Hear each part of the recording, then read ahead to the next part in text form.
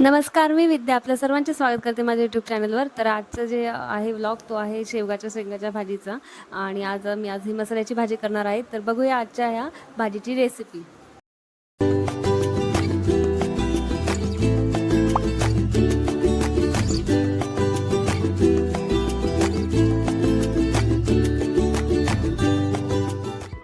तर आज तुम्हाला दाखवणार आहे मी मसाल्याची भाजीची रेसिपी. आणि आता मी मसाला वाटण जो नेहमीसाठी आम्ही काय वापरतो ते सांगते. आणि तर सुरुवात करूया आपण मसाल्यापासून. तर मसाल्यासाठी मी घेतलेले आहे खोबरं, अद्रक, लसूण, खसखस, तीळ आणि डाळवं. तर हे सर्व आता आपल्याला वाटून घ्यायचं आहे आणि पहिले भाजून घ्यायचं आहे आणि त्यानंतर वाटायचं आहे. तर आता हे सगळे खडा मसाले वगैरे हे सर्व मी असं काढून घेतलेलं आहे. तर हे शेवगा मी पहिले वाफवून घेणार आहे. त्याच्यात मी पाणी टाकलेलं आहे.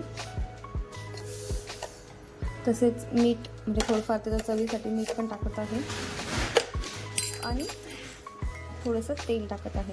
ह्या वाफवून घ्यायचे आहे. आणि आता शेवगा वाफेपर्यंत आपण मसाला करून घेऊया. तर मसाला आता मी सर्व मसाला जो आहे तो काढला तो भाजून घेत आहे. तर सर्वात आधी हे कांदे ठेवलेले आहे भाजायला आणि असे न चिरताच ठेवलेले आहे, कारण की काळ्या मसाल्याची भाजी करायची आहे आणि असं डायरेक्ट कांदे भाजले तर त्याची चव इन्हान्स होते. सो आता मी कांदे भाजून घेत आहे आणि त्यानंतर सर्व मसाला हा भाजून घेणार आहे. आणि अशा प्रकारे हे कांदे भाजले जात आहे. आणि जसं आपण कांदा भाजायला ठेवतो तेव्हाच तो जो काही स्मेल येतो तेव्हाच समजून जातं की आज मसाल्याची वगैरे कुठेतरी भाजलं जातं. आणि तसंच आता छान असा हा वास येतो आहे कांद्याचा. आणि आता हे अशा प्रकारे कांदे भाजलेले आहे.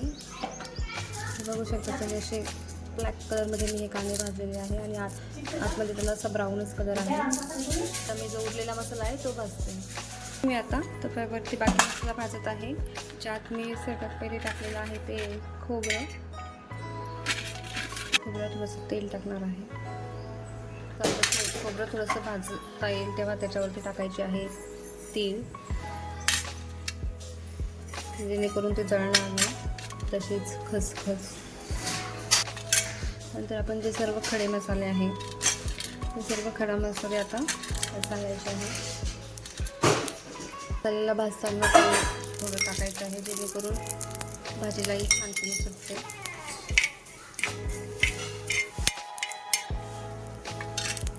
यानंतर टाकणार आहे आता आपण हे डाळवं. डाळवणी भाजी घट्ट होत असते. तर आता खोबरं, तीळ, खसखस, खडे मसाले आणि डाळवं हे सर्व भाजून घ्यायचं आहे. आणि अशा प्रकारे असं खरपूस थोडंसं ब्राउनिश कलरमध्ये सर्व भाजायचं आहे. त्यानंतर यात टाकायचे आहे कोथिंबीर पण थोडीशी अशी तेलात भाजायचे आहे. तुम्ही कोथिंबीरीच्या ऐवजी धने पण वापरू शकतात, पण आता सध्या मी कोथिंबीर घेतलेली आहे. आणि त्यानंतर आता याच्यामध्ये अद्रक आणि लसण, जे आपण अद्रकचे स्लाइस करून ठेवले होते ते अद्रक टाकायचं आहे आणि लसण पण टाकायचं आहे. आणि लसण व अद्रक व सर्व जो काही मसाला आहे तो असा तेलामध्ये थोडासा असा फ्राय करून घ्यायचा आहे. आणि हे अशा प्रकारे आता सर्व आपला मसाला जो आहे तो भाजला गेलेला आहे आणि आता हा वाटून घ्यायचा आहे. आणि आता हा सर्व मसाला वाटून घ्यायचा आहे, ज्यात आहे कांदा, खोबरं, अद्रक, लसूण, कोथिंबीर, डाळवं, खडा मसाला आणि खसखस आणि तीळ. तर हे सर्व आता वाटून घ्यायचं आहे.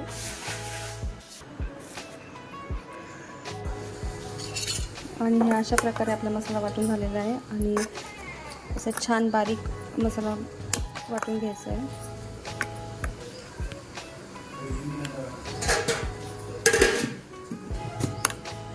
आणि आता हे असे शेंगा आपण ज्या वाफवायला ठेवल्या होत्या त्या पण वाफवून झालेल्या आहे. आणि आपण हेच पाणी भाजीला यूज करणार आहे, कारण आपण शेंगा पहिलेच धुवून घेतल्या होत्या. मग ह्याच पाण्यामध्ये आपल्याला भाजी शिजवायची आहे. आता आपण भाजीला फोडणी देतोय आणि त्यासाठी मी आता तेल टाकून घेतलेलं आहे.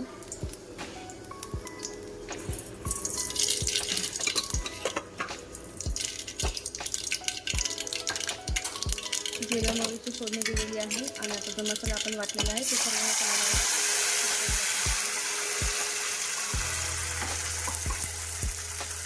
तर याच्यात आता तिखट ॲड करायचं आहे.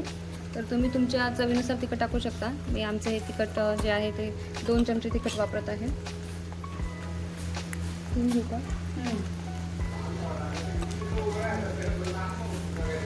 आणि जो घरचा मसाला आहे आपण करतो तो आमचा घरचा जो गरम मसाला आहे तो मी 1 चमचा टाकत आहे. आणि एकदम थोडीशी अशी हळद टाकते.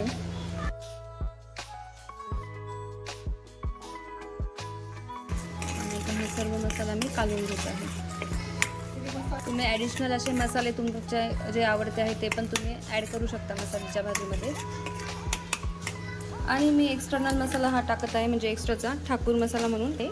आणि तुमच्याकडे जर तुमचा असा फेवरेट मसाला असेल तर तुम्ही कोणताही ॲड करू शकता. आणि मी आता हा मसाला 1 चमचा टाकत आहे.